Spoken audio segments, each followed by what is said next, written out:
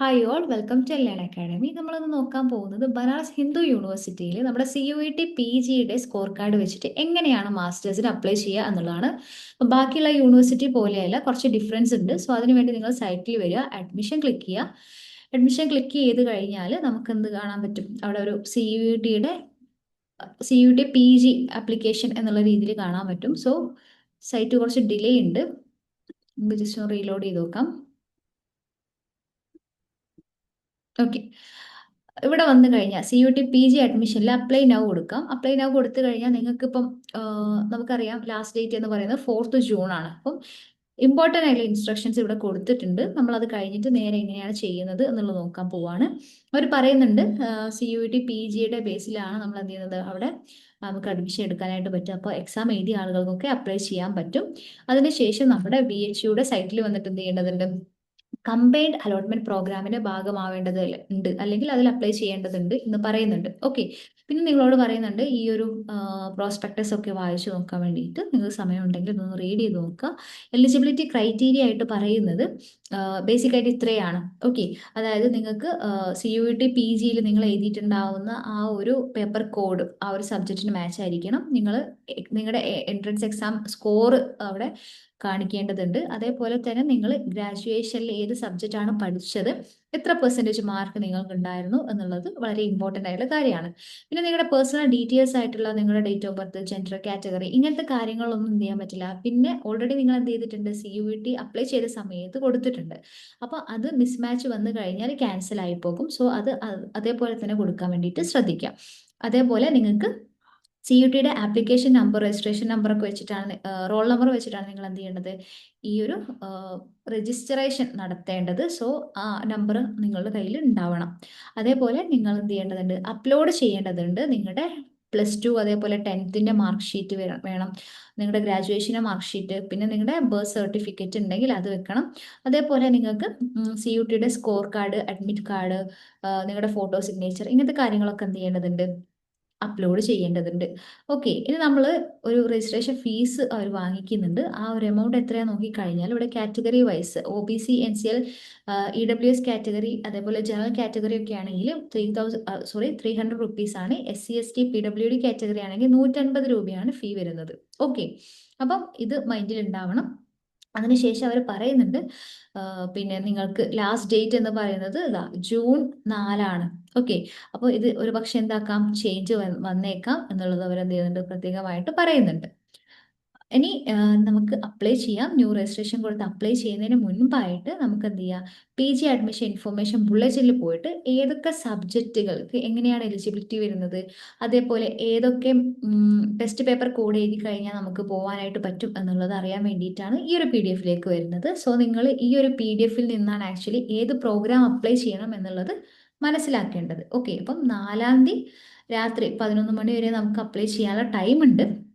അപ്പോൾ site delay ആവുന്നതിന് മുൻപ് തന്നെ എന്ത് ചെയ്യുക, അപ്ലൈ ചെയ്യുക. ചിലപ്പോൾ എന്ത് ഉണ്ടാവും, എക്സ്റ്റൻഷൻ, അതായത് നമുക്ക് കുറച്ച് ദിവസം കൂടെ നമുക്ക് അപ്ലൈ ചെയ്യാനുള്ള ടൈം കിട്ടാനുള്ളൊരു സാധ്യതയുണ്ട്. സോ അതിന് വേണ്ടി നിങ്ങൾ എന്ത് ചെയ്യുക, വെബ്സൈറ്റ് വിസിറ്റ് ചെയ്യുക. ഓക്കെ, അപ്പം ഈ ഒരു PDF ഇതാ ഡൗൺലോഡ് ആയിട്ടുണ്ട്. ഇവിടെ നിങ്ങൾ എന്ത് ചെയ്യാം, പേജ് നമ്പർ ഒരു 15 എത്തിക്കഴിഞ്ഞാൽ നിങ്ങൾക്ക് ജനറൽ ഇൻഫർമേഷൻ ആണ്. നമ്മളിപ്പോൾ ഓൾറെഡി വായിച്ചിട്ടുള്ള കാര്യങ്ങളായതുകൊണ്ട് തന്നെ ഞാനിത് അഗെയിൻ റീഡ് ചെയ്യാനായിട്ട് പോകുന്നില്ല. സോ നമ്മൾ ഡയറക്റ്റ്ലി പേജ് നമ്പർ 24 പോവാണ്. ഇൻസ്റ്റിറ്റ്യൂട്ട്, അതായത് ഓരോ ഇൻസ്റ്റിറ്റ്യൂട്ടായിട്ടാണ് അവർ കൺസിഡർ ചെയ്യുന്നത്. സപ്പോസ് ഇപ്പം അഗ്രികൾച്ചർ സയൻസ്, ഒരു ഇൻസ്റ്റിറ്റ്യൂട്ട് ഓഫ് അഗ്രികൾച്ചർ സയൻസിൻ്റെ ഡീറ്റെയിലിംഗ് അവർ കൊടുത്തിട്ടുണ്ട്. അപ്പം നിങ്ങൾക്ക് വായിച്ചു നോക്കാം. പിന്നെ അതിന് ശേഷം പറയുന്നത് അവർ പ്രൊവൈഡ് ചെയ്യുന്ന ഏതൊക്കെ കോഴ്സുകളാണ് അതിൻ്റെ അണ്ടർ എന്നുള്ളതാണ്. ഇപ്പം masters of science in agriculture, അതായത് MSc അഗ്രികൾച്ചർ എടുക്കണമെന്നുണ്ടെങ്കിൽ അവർ പറയുന്നുണ്ട് നിങ്ങൾക്ക് എലിജിബിലിറ്റി എന്ന് പറയുന്നത് 4 years ഡിഗ്രി ഓഫ് ബാച്ചിലേഴ്സ് ആയിരിക്കണം എന്ന് പറയുന്നുണ്ട്. 4 year ബാച്ചിലേഴ്സ് ആയിരിക്കണം ഇൻ അഗ്രികൾച്ചർ, അല്ലെങ്കിൽ പിന്നെ എന്താണ് ഒരു ഹോണേഴ്സ് വേണം, അല്ലെങ്കിൽ നിങ്ങൾക്ക് ഹോർട്ടിക്കൾച്ചർ വേണം എന്നുള്ള കേസൊക്കെ പറയുന്നുണ്ട്. അതിൽ തന്നെ അവർ പറയുന്നുണ്ട് നിങ്ങൾ അറ്റ്ലീസ്റ്റ് 6 CGPA 10 ഔട്ട് ഓഫ് ഇല്ലാന്നുണ്ടെങ്കിൽ 6 CGPA നിങ്ങൾക്ക് വേണം എന്നുള്ളത് പറയുന്നുണ്ട്.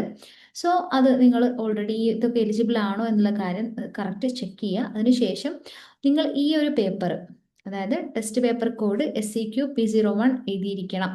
അതിനുശേഷം നിങ്ങൾക്ക് കാണാൻ പറ്റുന്നത് നമ്മുടെ എങ്ങനെയാണ് സീറ്റുകൾ അലൊക്കേറ്റ് ചെയ്തിട്ടുള്ളത് എന്നുള്ളതാണ്. അപ്പം അതിന് വേണ്ടിയിട്ട് ഇപ്പോൾ ഡിപ്പാർട്ട്മെന്റ് ഓഫ് അഗ്രികൾച്ചർ എക്കണോമിക്സിന്റെ കേസിൽ വരുന്ന സമയത്ത് BHU C1 എന്ന് പറയുന്നതുണ്ട്, നോൺ BHU C2 ഉണ്ട്. BHU C1 എന്ന് പറഞ്ഞു കഴിഞ്ഞാൽ അവിടുത്തെ ഇന്റേണൽ സ്റ്റുഡൻസ് ആണ്. ഇപ്പോൾ ജനറൽ കാറ്റഗറി ആണെങ്കിൽ 2 സീറ്റാണ് ഉണ്ടാവുക. SC കുട്ടികളാണെന്നുണ്ടെങ്കിൽ 1 സീറ്റ് അവർക്ക് പ്രൊവൈഡ് ചെയ്യുന്നുണ്ട്. ST ആണെന്നുണ്ടെങ്കിൽ അതേപോലെ 1 സീറ്റാണ്. ഈ രീതിയിലാണ് സീറ്റ് അലൊക്കേഷൻ വന്നിട്ടുള്ളത്. ഇനി നോൺ BHU അതായത് എക്സ്റ്റേണൽ സ്റ്റുഡൻസിന്റെ കേസിൽ വരുമ്പോൾ ജനറൽ കാറ്റഗറിയിൽ 5 സീറ്റാണ് ആക്ച്വലി ഈ ഒരു ഡിപ്പാർട്ട്മെന്റിലേക്ക് വരുന്നത്. ഈ രീതിയിൽ അവർ കൊടുത്തിട്ടുണ്ട്. ഇനി നമ്മുടെ ഫീസ് നോക്കുന്ന സമയത്ത് സെമസ്റ്റർ വൈസ് ഫീസാണ് അവർ പറയുന്നത്. 12,500 രൂപയാണ് ഈ ഒരു ഡിപ്പാർട്ട്മെന്റിലേക്ക് വരുന്നത് എന്നുള്ള രീതിയിൽ. ഓക്കെ, അങ്ങനെ നമ്മൾ എന്ത് ചെയ്യാം, ഇത് ഒരുപാട് കോഴ്സുകൾ അവർ ആക്ച്വലി BHUവിൽ ഓഫർ ചെയ്യുന്നുണ്ട്. സോ ഞാൻ അത് കംപ്ലീറ്റ് വായിക്കാൻ നിൽക്കുന്നില്ല. സോ നിങ്ങൾ എന്ത് ചെയ്യുക, അത് ജസ്റ്റ് ഒന്ന് റീഡ് ചെയ്ത് നോക്കുക കേട്ടോ. നിങ്ങൾക്ക് പോകാൻ പറ്റുന്ന കോഴ്സുകൾ കണ്ടുപിടിക്കുക എന്നുള്ളതാണ്. ഫാക്കൽറ്റി ഓഫ് സയൻസ് ഇതാ ഇവിടെ കൊടുത്തിട്ടുണ്ട്. നിങ്ങൾക്ക് അതിനെക്കുറിച്ച് ചെറിയൊരു ഡിസ്ക്രിപ്ഷൻ ഉണ്ട്, ഇത് ഒന്ന് ജസ്റ്റ് റീഡ് ചെയ്യാം. പിന്നെ അത് കഴിഞ്ഞിട്ട് നമ്മൾ പോകുന്ന സമയത്ത് നിങ്ങൾക്ക് ഇവിടെ കാണാൻ പറ്റും അതിൻ്റെ ഡീറ്റെയിലിംഗ്, അതായത് അതിൻ്റെ എലിജിബിലിറ്റി ക്രൈറ്റീരിയ, അതേപോലെ സീറ്റ് അലൊക്കേഷൻ, ഏത് പേപ്പർ കോഡ് എഴുതി കഴിഞ്ഞാൽ നിങ്ങൾ എലിജിബിൾ ആവുക എന്നുള്ള കാര്യങ്ങളൊക്കെ കൊടുത്തിട്ടുണ്ട്. ഓക്കെ, അപ്പോൾ അങ്ങനെ നിങ്ങൾ മൂവ് ചെയ്യാം. ഇനി ആർട്സിൻ്റെതൊക്കെ ആണെന്നുണ്ടെങ്കിൽ ഒരു 54th പേജ്. ഓക്കെ, അവിടെയാണ് നിങ്ങൾക്ക് ആർട്സ് കാണാൻ പറ്റുക. ഫാക്കൽറ്റി ഓഫ് ആർട്സിലേക്ക് വരുമ്പോൾ ഇതേപോലെ. അപ്പം എന്താ ഇവിടെ അറബിക് MA അറബിക്കിന്റെ കേസ് പറയുന്നുണ്ട്. ഇവിടെ നിങ്ങളോട് പറയുന്നത് നിങ്ങൾ ഒരു ബാച്ചിലേഴ്സ് ഡിഗ്രി ഹോൾഡർ ആയിരിക്കണം എന്ന് പറയുന്നുണ്ട്. അതേപോലെ തന്നെ അത് അറബിക്കിലായിരിക്കണം, അല്ലെങ്കിൽ PG ഡിപ്ലോമ അല്ലെങ്കിൽ അഡ്വാൻസ്ഡ് ഡിപ്ലോമ ഇൻ അറബിക്ക് വേണം എന്ന് പറയുന്നുണ്ട്. 50% അഗ്രിഗേറ്റ് മാർക്ക് അറ്റ്ലീസ്റ്റ് വേണം എന്നുള്ള കാര്യങ്ങളൊക്കെ പറയുന്നുണ്ട്. ഓക്കെ, ഈ ഒരു ടെസ്റ്റ് പേപ്പർ കോഡാണ് എഴുതേണ്ടത്, അതേപോലെ സീറ്റ് ഇത്രയാണ് അലൊക്കേറ്റ് ചെയ്തിട്ടുള്ളത്, സെമസ്റ്റർ ഫീസ് ഇത്രയാണ് എന്നുള്ളതൊക്കെ പറയുന്നുണ്ട്. സോ നിങ്ങൾ അതൊക്കെ ഒന്ന് റീഡ് ചെയ്തിട്ട് നോക്കാം. ഇനി നമ്മൾ എന്ത് ചെയ്യാൻ പോവാണ്, ഈ ഒരു PDF-ന്റെ അവസാനം വരെ നിങ്ങൾക്ക് എന്ത് കാണാൻ പറ്റും, ഒരുപാട് കോഴ്സുകൾ പ്രൊവൈഡ് ചെയ്തതായിട്ട് കാണാൻ പറ്റും.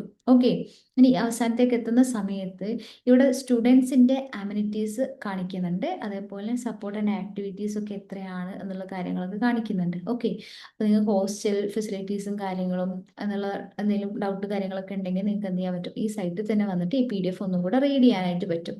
ഓക്കെ ഓക്കെ, നമ്മൾ അപ്ലൈ ചെയ്യാനായിട്ട് പോവാണ്. അപ്പോൾ നേരത്തെ നമ്മൾ അപ്ലൈ ചെയ്തിട്ടുണ്ടായിരുന്നു. ഓക്കെ, അതിന് വേണ്ടിയിട്ട് നമ്മൾ ഈ ഒരു സൈറ്റിലെത്തി, എന്നിട്ട് ന്യൂ രജിസ്ട്രേഷൻ കൊടുത്തു. ഇവിടെ നമ്മുടെ ആപ്ലിക്കേഷൻ നമ്പർ, അതേപോലെ റോൾ നമ്പറൊക്കെ CUT PGക്ക് എന്തായിരുന്നു കൊടുത്തത് അത് വെച്ചിട്ട് നമ്മുടെ ആപ്ലിക്കൻ്റെ ഫുൾ നെയിം കൊടുക്കുക, പിന്നെ ഇമെയിൽ കൊടുക്കുക, മൊബൈൽ നമ്പർ കൊടുക്കുക, ഡേറ്റ് ഓഫ് ബർത്ത് കൊടുക്കുക, കൺസെൻറ്റ് കൊടുക്കുക, എന്നിട്ട് ക്യാപ്ച കൊടുത്ത് രജിസ്റ്റർ ചെയ്ത് കഴിഞ്ഞാൽ നിങ്ങൾക്ക് പിന്നെ ലോഗിൻ ചെയ്യാൻ പറ്റും. ഓക്കെ, ലോഗിൻ ചെയ്ത് കഴിഞ്ഞിട്ട് പിന്നീട് നമ്മൾ മൂവ് ചെയ്യുന്നത് ഈ CAP ID-യിലേക്കാണ്. അപ്പോൾ CAP ID-നെ കുറിച്ച് ഉള്ള ഒരു ഐഡിയ കിട്ടാൻ വേണ്ടിയിട്ടാണ് ആക്ച്വലി എന്ത് ചെയ്തിട്ടുള്ളത്, അതാ ഇവിടെ CAP PG 2026 അത് ഡീറ്റെയിൽ ആയിട്ട് അവർ പറയുന്നുണ്ട്. ഓക്കെ, അപ്പം ആ ഒരു ഡീറ്റെയിലിംഗ് നോക്കുന്ന സമയത്ത് എന്താ ഒരു ഏകദേശം അവർ പറയുന്നുണ്ട്. ഈ ഫീസും കാര്യങ്ങളെ കുറിച്ചൊക്കെ നിങ്ങൾക്ക് ഐഡിയ കിട്ടിയിട്ടുണ്ട്. ആപ്ലിക്കേഷൻ എങ്ങനെയാണ് ചെയ്യേണ്ടത് എന്നുള്ളത് ഇവിടെ നോക്കിക്കഴിഞ്ഞാൽ കാണാൻ പറ്റും. ഒരു 3 സ്റ്റെപ്പ് പ്രോസസ്സാണ് നമ്മുടെ ആപ്ലിക്കേഷൻ എന്ന് പറയുന്നത്. അതിലാദ്യം നമ്മൾ പ്രൊഫൈൽ കംപ്ലീറ്റ് ചെയ്യാണ് വേണ്ടത്. ഓക്കെ, പിന്നീടാണ് നമ്മൾ എന്ത് ചെയ്യേണ്ടത്, നമ്മുടെ പ്രോഗ്രാം ഏതാണ് നമ്മൾ ഉദ്ദേശിക്കുന്നത് എന്നുള്ളത് സെലക്ട് ചെയ്യുന്നത്. പിന്നീട് നമ്മൾ എന്ത് ചെയ്യും, നമ്മുടെ ഫീ പേയ്മെന്റ് നടത്തിയിട്ട് നമ്മുടെ ആപ്ലിക്കേഷൻ അത് കൺഫേം ചെയ്യാണ് ചെയ്യുന്നത്. ഓക്കെ, അപ്പോൾ അതിന് ന്യൂ രജിസ്ട്രേഷൻ കൊടുക്കുന്ന സമയത്ത് നമുക്ക് ഇത്രയും ഡീറ്റെയിൽസ് ആണ് വേണ്ടത്. നമ്മൾ നേരത്തെ ഓൾറെഡി കൊടുത്തുവല്ലോ അല്ലേ, അങ്ങനെ അത് കൊടുത്തു കഴിഞ്ഞു. അത് കൊടുത്തു കഴിഞ്ഞാൽ പിന്നെ നമുക്ക് എന്താ വേണ്ടത്, പ്രൊഫൈൽ സെലക്ഷനും കാര്യങ്ങളുമാണ്. ഓക്കെ, അങ്ങനെ പ്രൊഫൈൽ സെലക്ഷൻ കഴിയുന്നു. അതിൽ നമ്മളോട് ചോദിച്ചിട്ടുള്ള കാര്യങ്ങളൊക്കെ നിങ്ങളുടെ ഡീറ്റെയിൽസ് ആണ് ചോദിക്കുക, അതൊക്കെ കറക്റ്റ് കൊടുക്കുക. പിന്നെ ശ്രദ്ധിക്കേണ്ടത് നിങ്ങൾ CUETക്ക് കൊടുത്തിട്ടുള്ള കാര്യങ്ങൾ തന്നെ കൊടുക്കാൻ വേണ്ടിയിട്ട് ശ്രദ്ധിക്കാം. ഓക്കെ, പിന്നെ അതിനുശേഷം നിങ്ങൾ എന്ത് ചെയ്യേണ്ടതുണ്ട്, നിങ്ങൾക്ക് അപ്ലോഡ് ചെയ്യേണ്ടതുണ്ട്. അപ്ലോഡ് ചെയ്യുക. അതേപോലെ നിങ്ങളോട് സ്പോർട്സ് കോട്ട പോലത്തെ ഏതെങ്കിലും കോട്ടകൾ ഉണ്ടോ എന്ന് ചോദിക്കും. അത് ഉണ്ടെങ്കിൽ ഉണ്ട് എന്നുള്ളത് കൊടുക്കുക, ഇല്ലെങ്കിൽ ഇല്ല എന്ന് കൊടുക്കാൻ പറ്റും. അതേപോലെ റിസർവേഷൻ കാറ്റഗറിക്കാരാണെന്നുണ്ടെങ്കിൽ അവരുടെ സർട്ടിഫിക്കറ്റ് അപ്ലോഡ് ചെയ്യാൻ മറക്കേണ്ട. പിന്നെ പ്രിവ്യൂ കാണും, നിങ്ങൾ ജസ്റ്റ് നിങ്ങൾ ഓൾറെഡി ചെയ്ത കാര്യങ്ങൾ കറക്റ്റ് ആണോ അല്ലെന്ന് ചെക്ക് ചെയ്യാൻ വേണ്ടി. പിന്നെ സബ്മിറ്റ് ചെയ്ത് കഴിഞ്ഞാൽ പിന്നെ നമ്മൾ പോകുന്നത് പ്രോഗ്രാം സെലക്ഷനിലേക്കാണ്. ഓക്കെ, അങ്ങനെ പ്രോഗ്രാം സെലക്ട് ചെയ്ത് കഴിഞ്ഞാൽ അവിടെ അവർ പറയുന്നൊരു കാര്യം ഇതാണ്, അതായത് while ordering the preference candidates are suggested to keep regular fee course. അതായത് ഒരു റെഗുലർ ആയിട്ടുള്ള ഫീ കോഴ്സ് ആണ് നമ്മൾ എപ്പോഴും എന്ത് ചെയ്യേണ്ടത്, പെയ്ഡ് ഫീ കോഴ്സിന്റെ മുകളിലായിട്ട് വെക്കേണ്ടത് എന്നവർ പറയുന്നുണ്ട്. ഓക്കെ, അപ്പോൾ നിങ്ങൾ അങ്ങനെ ചൂസ് ചെയ്യുന്ന ആളുകൾക്ക് വേണ്ടിയിട്ടാണ് അങ്ങനെ പറയുന്നത്, അല്ലാത്തവർക്ക് കുഴപ്പമില്ല. ഓക്കെ, ഒരു റെഗുലർ ആയിട്ടുള്ള ഫീ കോഴ്സ് ആയിരിക്കും നമ്മൾ ചൂസ് ചെയ്യുന്നുണ്ടാവുക. ഇനി അത് കഴിഞ്ഞിട്ട് നമ്മൾ എന്ത് ചെയ്യേണ്ടതുണ്ട്, നമ്മുടെ അക്കാഡമിക് ഡീറ്റെയിൽസ് കാര്യങ്ങളൊക്കെ ഫില്ല് ചെയ്ത് കൊടുക്കണം. അതായത് നമ്മുടെ 10th മുതൽ നമ്മുടെ ഗ്രാജുവേഷൻ വരെയുള്ള ഡീറ്റെയിൽസ് ആണ് അവിടെ ഫില്ല് ചെയ്ത് കൊടുക്കേണ്ടത്. സോ അവിടെ നിങ്ങളോട് നിങ്ങൾ ഏത് ഇയർ പാസ് ആയിട്ടുണ്ട്, നിങ്ങൾക്ക് എത്ര പെർസെൻറ്റേജ് മാർക്ക് ഉണ്ട്, അത് പെർസെൻറ്റേജ് ചോദിക്കുന്ന സമയത്ത് നിങ്ങൾക്ക് റൗണ്ട് ഓഫ് ചെയ്യാനായിട്ട് പറ്റില്ല. സോ നിങ്ങൾ ആ ഒരു കറക്റ്റ് മാർക്ക് തന്നെ കൊടുക്കുക, എത്ര പെർസെൻറ്റേജ് ആണെന്നുള്ള കാര്യങ്ങളൊക്കെ കൊടുക്കേണ്ടതുണ്ട്. അങ്ങനെ നിങ്ങളുടെ രജിസ്ട്രേഷൻ നമ്പറും ഡീറ്റെയിൽസും ഒക്കെ ചോദിച്ചു കഴിഞ്ഞ് പിന്നെ നിങ്ങൾക്ക് റിവ്യൂ ഒന്നും കൂടെ ചെയ്യാൻ പറ്റും. പിന്നെ അത് കഴിഞ്ഞിട്ട് നിങ്ങൾ ചെയ്യുന്നത് പേയ്മെന്റിലേക്കാണ്. ഓക്കെ, അപ്പോൾ പേയ്മെന്റ് എന്ന് പറയുമ്പോൾ ഈ രീതിയിൽ net banking, debit card, credit card, UPI ഈ രീതിയിലൊക്കെ നിങ്ങൾക്ക് എന്ത് ചെയ്യാൻ പറ്റും, പേയ്മെന്റ് നടത്താൻ പറ്റും. അങ്ങനെ നിങ്ങൾ ആക്ച്വലി എന്ത് ചെയ്യാണ്, കൺഫേം ചെയ്യണം കേട്ടോ. അപ്പോൾ ഈ രീതിയിലാണ് ഇപ്പൊ കൺഫർമേഷൻ എന്ന് പറയുന്നത്. ആക്ച്വലി നമുക്ക് എന്താണ്, ഈ പേയ്മെന്റ് ചെയ്യുന്നതോട് കൂടിയിട്ടാണ് ആക്ച്വലി അത് കംപ്ലീറ്റ് ആവുന്നത്. സോ അതൊന്ന് മൈൻഡിൽ ഉണ്ടാവുക. കൺഫേം ചെയ്ത് കഴിഞ്ഞാൽ നിങ്ങൾക്കൊരു പ്രിന്റ് ലഭിക്കുന്നതായിരിക്കും. സോ നിങ്ങൾ അതൊന്ന് എടുത്തിട്ട് സൂക്ഷിച്ചു വെക്കണം കേട്ടോ. പിന്നെ അതിന് ശേഷമാണ് നമ്മുടെ അലോട്ട്മെന്റും ബാക്കി കാര്യങ്ങളൊക്കെ ഉണ്ടാവുക. സോ അത് നമ്മുടെ സൈറ്റിൽ പിന്നീട് അറിയിക്കുന്നതായിരിക്കും. അതല്ലാതെ നിങ്ങൾ മൈൻഡിൽ ഉണ്ടാവേണ്ട മറ്റൊരു കാര്യമാണ്, പേജ് നമ്പർ 19 കൊടുത്തിട്ടുണ്ട്. നിങ്ങളിപ്പം ആപ്ലിക്കേഷൻ ഒക്കെ കിട്ടി നിങ്ങൾ അവിടെ പോവുകയാണെന്നുണ്ടെങ്കിൽ എന്തൊക്കെ ഡോക്യുമെന്റ്സ് റിക്വയർ ഉണ്ട് അത് ആ ഒരു സമയത്ത് എന്നുള്ളത് ഇവിടെ കൊടുത്തിട്ടുണ്ട്. ഓക്കെ, അത് അപ്ലൈ ചെയ്യുന്ന സമയത്താണ്, റിപ്പോർട്ടിങ്ങിന്റെ ടൈമിൽ ആവശ്യമുള്ള ഡോക്യുമെന്റ്സ് ഇവിടെ കൊടുത്തിട്ടുണ്ട് കേട്ടോ. അപ്പോൾ ഇത്രയും സാധനങ്ങൾ കൊണ്ടിട്ടാണ് നമ്മൾ എന്ത് ചെയ്യേണ്ടത്, അവിടെ ഫിസിക്കലായിട്ട് എന്ത് ചെയ്യേണ്ടതുണ്ട്, നമ്മൾ അവിടെ പോയിട്ട് സബ്മിറ്റ് ചെയ്യേണ്ടതുണ്ട്. ഓക്കെ, അപ്പോൾ ഫിസിക്കൽ വെരിഫിക്കേഷൻ്റെ സമയത്താണ് നമ്മൾ ഇങ്ങനത്തെ ഡോക്യുമെന്റ്സും കൊണ്ട് പോവേണ്ടത്. ഓക്കെ, അപ്പോൾ അത് നിങ്ങൾ സ്ക്രീൻഷോട്ട് എടുക്കുക അല്ലെങ്കിൽ ഈ ഒരു PDF ഡൗൺലോഡ് ചെയ്ത് വെക്കുകയോ ചെയ്യേണ്ടതുണ്ട്. ഓക്കെ, അപ്പോൾ ഇത്രയും കാര്യങ്ങളാണ് BHUയുടെ അഡ്മിഷനായിട്ട് ബന്ധപ്പെട്ട് പറയാനുള്ളത്. എന്തെങ്കിലും ഡൗട്ട്സ് കാര്യങ്ങൾ ഉണ്ടെങ്കിൽ നിങ്ങൾക്ക് നമ്മളോട് എന്ത് ചെയ്യാൻ പറ്റും, കമൻറ്റ് സെക്ഷൻ വഴി ചോദിക്കാനായിട്ട് പറ്റും. അല്ലെങ്കിൽ എൻ്റെ ഓൾറെഡി നമ്പർ ഉണ്ട്, ആ നമ്പറിൽ നിങ്ങൾക്ക് കോൺടാക്ട് ചെയ്യാൻ പറ്റും. Okay, thank